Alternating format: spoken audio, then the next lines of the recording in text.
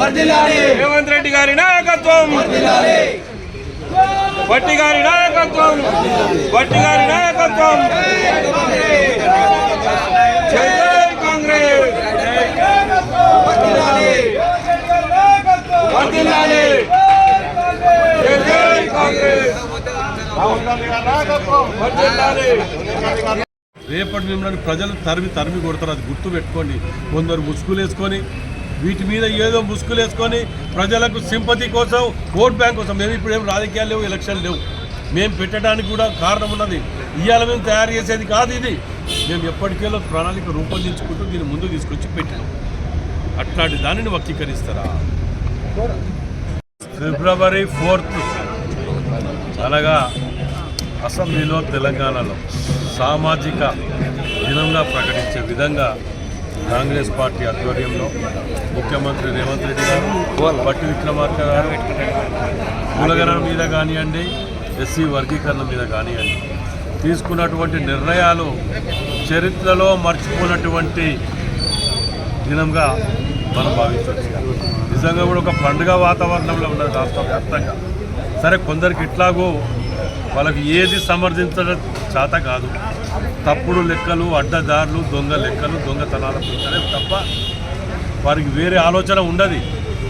మీరు బంగారు ప్లేట్ల పల్లెంలో పెట్టించినా అది పల్లెం కాదు, అది బంగారం కాదు అని చెప్పి మాట్లాడేటువంటి వ్యక్తులు మన దగ్గర పాడైన దౌర్భాగ్యం. అది ఎప్పుడో పెట్టి నిన్న అసెంబ్లీలో ముఖ్యమంత్రి గారు కానివ్వండి, పొన్నం ప్రభాకర్ గారు కానివ్వండి, ఉత్తమ్ కుమార్ రెడ్డి గారు కానివ్వండి, భట్టి విక్రమార్క గారు అక్కడ కానివ్వండి, ఎంత క్లుప్తంగా క్లియర్గా జనాభా తగ్గలేదు, మీరు పెట్టిన తప్పు పత్రాలు గతంలో అవి కూడా అఫీషియల్గా పెట్టలేదు, ఆఖరికి మీరు కులగణ లెక్కలో పాల్గొన్నటువంటి వ్యక్తులు మీరు పాల్గొంటే మీ ఆస్తుల వివరాలు, మీరు చేసిన దొంగతనాలు బయటపడతాయి అని చెప్పి మీలాంటి కొందరు దొంగలు పాల్గొనలే.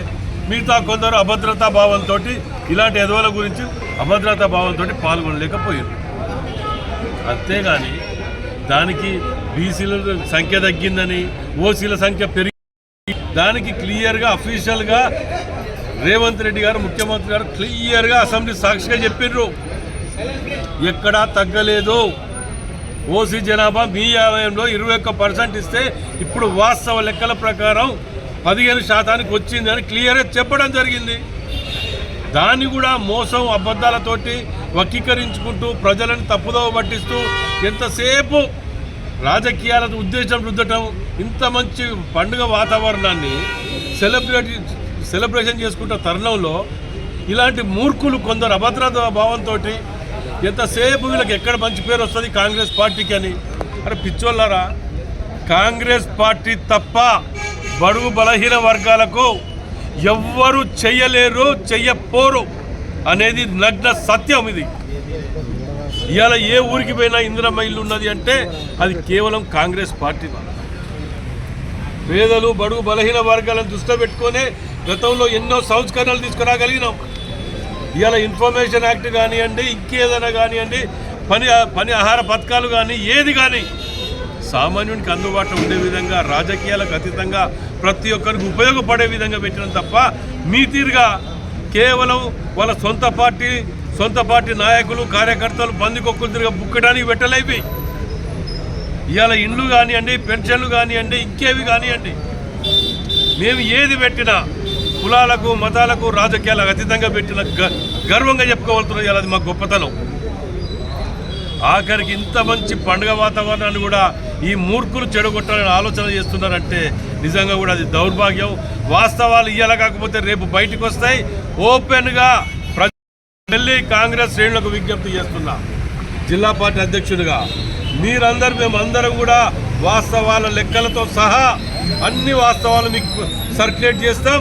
గ్రామ స్థాయి నుంచి, మండల స్థాయి నుంచి, నియోజకవర్గ స్థాయి వరకు వాటిని ప్రజలకు అవగాహన కల్పించే విధంగా ఇన్ని ఏళ్లల్లా చేయలేని విధంగా దేశంలో తెలంగాణ కాంగ్రెస్ పార్టీ ఆధ్వర్యంలో రేవంత్ రెడ్డి గారు, మన భట్టి విక్రమార్క గారి ఆధ్వర్యంలో కమిటీ వేయటం జరిగింది. ఈ కమిటీ సభ్యులు కూడా పొన్నం ప్రభాకర్ గారు, ఉత్తమ్ కుమార్ రెడ్డి గారు, మల్లు రవి గారు, అదేవిధంగా పిసిసి అధ్యక్షులు మహేష్ కుమార్ గౌడ్ గారు, శ్రీధర్ బాబు గారు ఇంతమంది కమిటీ వేసి కొన్ని రోజులు కష్టపడి రాత్రి పగలు కష్టపడి ప్రణాళిక రూపొందిస్తే నీతిగా జనాభా